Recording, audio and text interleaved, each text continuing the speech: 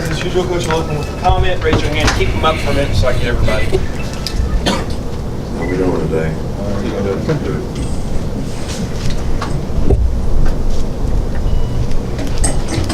I really don't have any different comments than I had after the game from Mississippi State's standpoint. We obviously did some good things in the game, made a lot of explosive plays on offense, executed in the passing game a lot more efficiently and effectively, and defensively we made stops when we needed to, when they made plays. Their offense requires a tremendous amount of discipline for everybody to do their job, and when we had little lapses here and there, they were able to make a few plays, but we were able to get them stopped for the most part when we needed to. Special teams wise, I think there's areas that we definitely need to improve in, and that's something that we certainly want to focus on this week. I think that this week, the old Shawshank Redemption statement, you're either busy living or you're busy dying, really kind of means you're not going to really stay the same. So from our perspective, we're either going to get better or we're going to get worse. We're probably not going to stay the same. So we need each unit on the team, each group on the team, each individual on the team to take ownership and be responsible for the things that they need to do to work this week and improve as a team. We're very pleased that Jalen was co-SEC Offensive Player of the Week.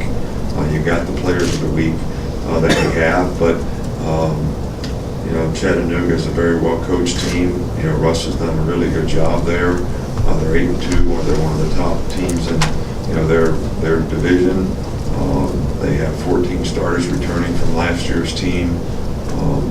They basically do a really good job on offense with the quarterback run type stuff and the play action game, which is difficult to defend.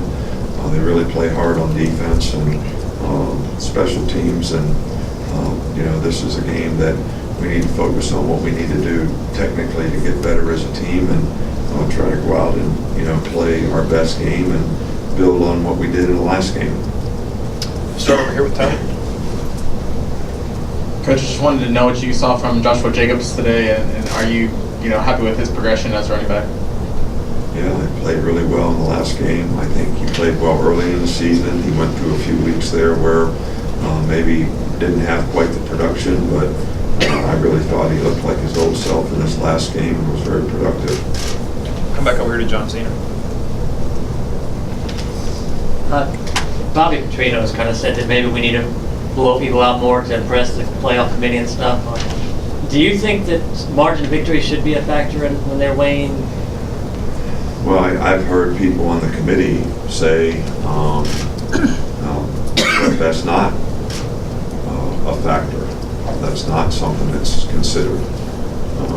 I don't think it should be considered. I don't think that beating another team by an embarrassing score really should be something that, from a sportsmanship standpoint or a common respect standpoint for the other team and their players and their families, that's not really something that should be a part of the game. So I'm thinking that it doesn't affect the committee. It's not a criteria, but and I certainly agree with thinking that it should be. Come back over here with Darren. After watching the film, what did you see from right guard with Corin and Casher? I thought they both played well in the game and did a good job. So we'll continue to give them work and reps there. But I thought both guys did a really good job in the game. Back over here with Michael. Having the number 2, number 3, number 4 teams losing the country, does that help? Does that send a message to your team that's on a 22-game winning streak at this point? No, I think the message is when you win and you control your own destiny. When you don't, you allow somebody else to determine what your fate's going to be. So we have all these teams that lost one game now. Somebody has to decide who gets to do what. So if you put yourself in that situation, you let somebody else decide what your fate is. If you take care of your business and do things the way you need to do it, then maybe you can control your own destiny by how you play. And that's certainly much more the way we would like for it to be from our perspective. We got lots of tough games that we'll have to play between now and then, but you know, we want to take them one game at a time and focus on improving. Back here in the front with Mark. Yeah, sorry, I was just going to ask about Alphonse Taylor. Considering how many games he's missed and conditioning, will he be able to come back this year, play it all? I think that's, you know, a medical decision that I'm not assuming that he's going to come back. It would be a bonus if he did. I don't think he will, based on the amount of time that we've had. So, you know, it's something that we're still evaluating, but it's something that we're not counting on. Come back up here in the front with Ken. I wanted to ask about Corin as well. A senior guy who's been around a while. How has he managed his situation, and is that a challenge? And you know, what kind of guy is he? What kind of teammate has he been? Well, he's been a great teammate, and he's been really good for our team, and he's worked hard. As a defensive player, got moved to offense, went through the development of what you have to do to become a player at a new position that's really kind of a developmental position that takes a lot of technique and learning, and has developed very nicely there. Has been a tackle for us and a swing tackle, but when we started to evaluate how he was practicing and how he's played, you know, we felt like maybe he's one of the best 5 guys that we should give him a shot at playing a little bit more. He's older, he's more experienced, and he did a good job and took advantage of it. Go back over here with Cecil. Also, Coach, if you could update us on Bo, Scarborough, who didn't play Saturday. Yeah, well, you know, Bo has a sprained knee, and you know, medically, we think he's okay. He just got to go out there now and, you know, get himself back in condition and develop confidence in what he needs to do. And like I always say, you know, it's not just about what the doctor says, it's also about what the player says. And you know, hopefully he'll be able to make enough progress this week in that area to be able to come back and contribute in the game. Okay, front with Dwayne. Coach, you've had so much success in November. What does it take to win in that month? Because that's basically when all this is being determined on who's going to do where, who's going to win go to bowl games. Well, I think players have to have a real focus on what they need to do right now, and I don't think that creating a lot of anxiety about. I think what happens is, you know, players start getting result oriented. They start saying, okay, when we lost in November, I think we played to keep from getting beat rather than been aggressive to play to win. And I think that comes to some degree from anxiety that gets created, worrying about outcomes rather than focusing on what you need to do to get the outcome that you want. And that's certainly, you know, what we try to do here. And hopefully our players will continue to respond to that in a positive way. We've got a couple more, Alex and then Joe. Tony Brown got an interception this last game. How have you seen him progress on the field, and kind of do you feel like he's developing the player you expected him to be? I think, you know, Tony did a nice job in the game.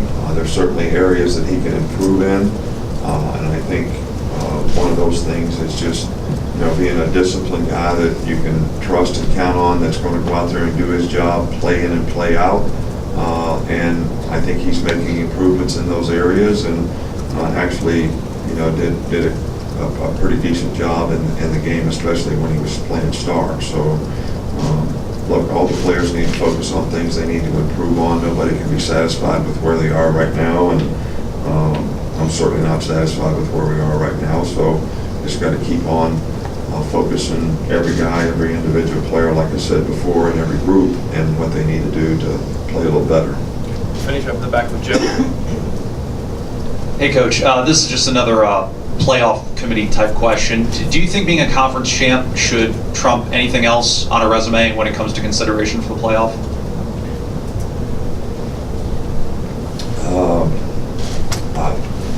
I think I can answer the question better if you gave me a specific scenario. I think that being a conference champ is certainly a significant accomplishment for any team or any program.